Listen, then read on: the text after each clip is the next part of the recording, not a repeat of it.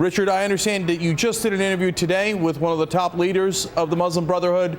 What did he say? He said that the group is participating in a major way in these demonstrations, and he said that it is a reasonable organization. He was trying to make an appeal that the Muslim Brotherhood can be dealt with. It is willing to compromise. It wants to be an international player. It will abide by democratic laws. He was saying that for many years, for decades, in fact, different Egyptian governments have slandered the Muslim Brotherhood because they felt threatened by it. That was the message that he was trying to convey. He was also talking about the opposition, how they want to topple Mubarak, and how they are helping in every way they can to organize the demonstrations. His main message, though, was they're willing to be reasonable actors. Well, Richard, my understanding is that you've lived a while in Egypt before and that you spent some time with the Muslim Brotherhood. Tell us about that and how that informs whether you took what the leader said today as fairly honest or not. Well, they were clearly positioning themselves. I lived in Cairo for 4 years when I first started out in this business, and I was living in a very, very poor neighborhood.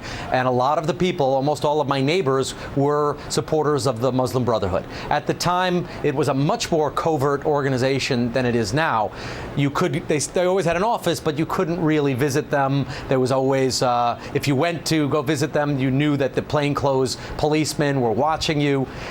Now, a totally different situation. The Muslim Brotherhood leader I just spoke to is one of their top 15 people on their leadership council. He just escaped from prison this weekend. He came straight from his prison cell. There was a prison riot. He escaped, and he was one of the 34 Muslim Brotherhood leaders who escaped.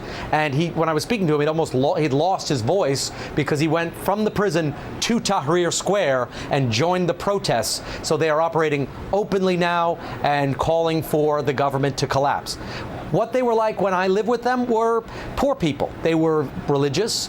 They had a lot of, conspiracy theories like you see are fairly common in Egypt. They were a lot of community solidarity. They helped each other out. There was no theft in the neighborhood. There was no crime or prostitution. They kept control of their own area. Whether that will translate or would translate to good rule, a lot of Egyptians are nervous about giving this group too much authority. The United States is certainly nervous about it. Israel is and probably should be very nervous about it because the Muslim Brotherhood would almost certainly end Egypt's peace treaty with Israel. So on a community, tiny level, they're very nice to each other. That's you right there. That's you right there. I've got some testimony. I've got an amen corner right here.